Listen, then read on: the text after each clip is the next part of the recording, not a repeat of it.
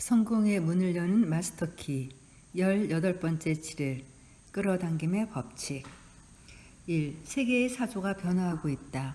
이 변화는 우리의 중심에서 조용히 일어나고 있는데 이교 숭배가 쇠퇴한 이래로 가장 중대한 사건이다. 2.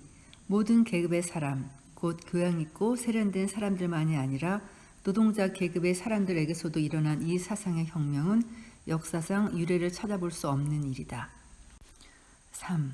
과학으로 많은 발견을 이루고 무한한 자원을 찾아내고 엄청난 가능성과 생각지 못한 힘을 밝혀냄에 따라 이제 인간은 어떤 이론들에 대해서는 확정적이다거나 의심의 여지가 없다고 받아들이기를, 또 어떤 이론들에 대해서는 부조리하다거나 불가능하다고 부정하기를 점점 더 꺼리게 되었다. 4. 새로운 문명이 탄생하고 있다. 관습과 신앙과 선례가 사라지고 비전과 믿음과 봉사가 자리를 잡고 있다. 인습의 굴레가 녹아 없어지고 물질주의의 때가 없어지고 생각이 자유로워지며 놀란 대중 앞에 진리가 둥근 해처럼 떠오르고 있다.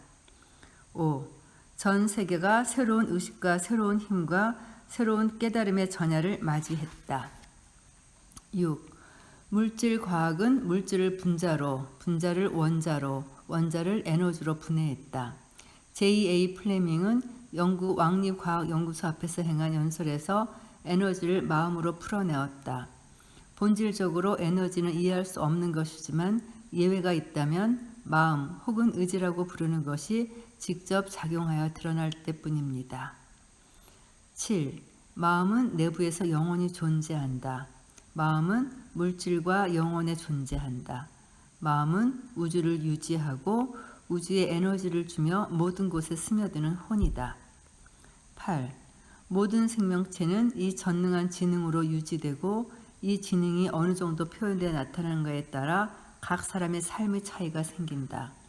동물이 식물보다 고차원적인 생명이 되고 사람이 동물보다 고차원적 생명이 되는 까닭은 각각 더 뛰어난 지능을 가졌기 때문이니 자신의 행동 방식을 제어하고 환경과 의식적으로 조화를 이루는 힘에 의해 이러한 지능의 발달 정도가 드러난다.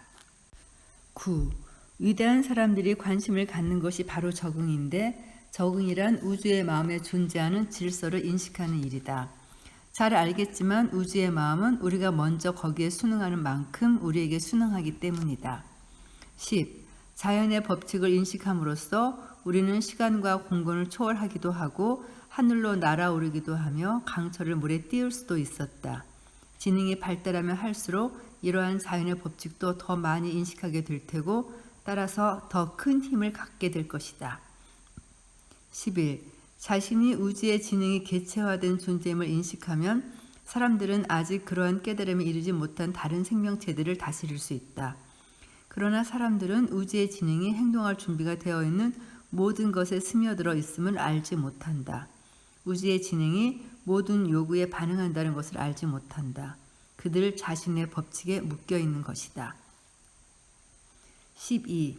생각은 창조력을 갖고 있고 그 법칙의 근거가 되는 원리는 온전하고 합당할 뿐 아니라 만물에 깃들여 있다.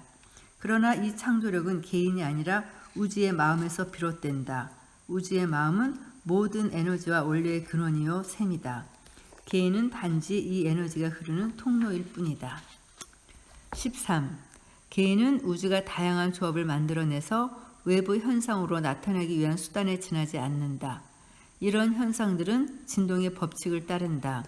이 법칙에 따라서 근본 원료는 다양한 속도로 움직이면서 그 속도에 맞는 새로운 원료를 만들어낸다. 14. 생각은 개인이 우주와 유한함이 무한함과 보이는 존재가 보이지 않는 존재와 교감하는 보이지 않는 연결고리이다. 생각은 인간을 생각하고 알고 느끼고 행동하는 존재로 바꿔주는 마법이다. 15. 올바른 기구를 사용하여 수백만 킬로미터 떨어진 세계를 찾을 수 있었듯이 올바른 이해력으로 인간은 모든 힘의 근원인 우주의 마음과 교감할 수 있게 되었다. 16.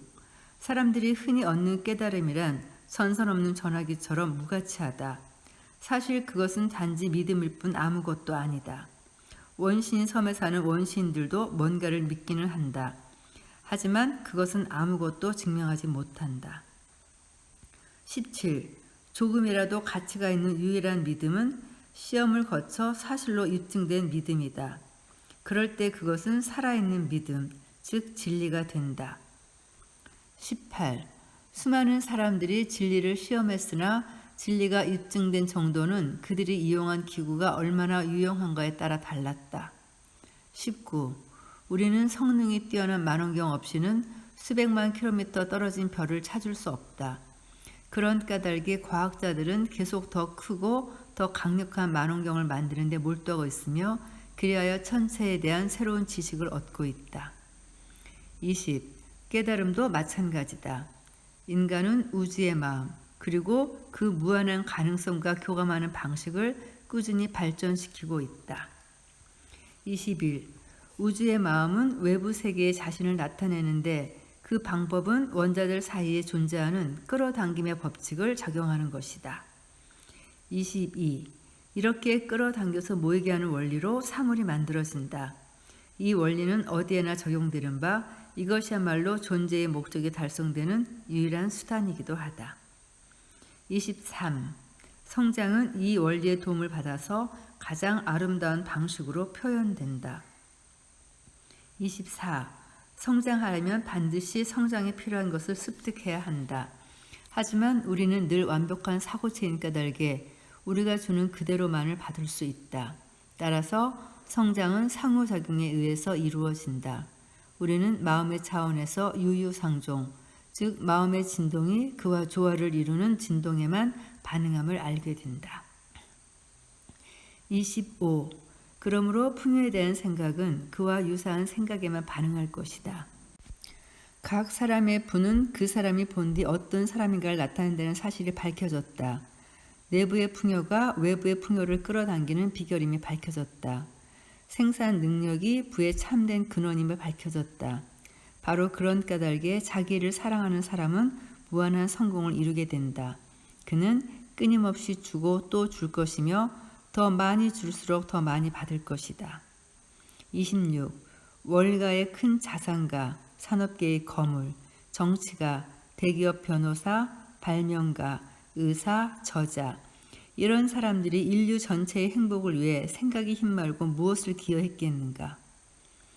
27.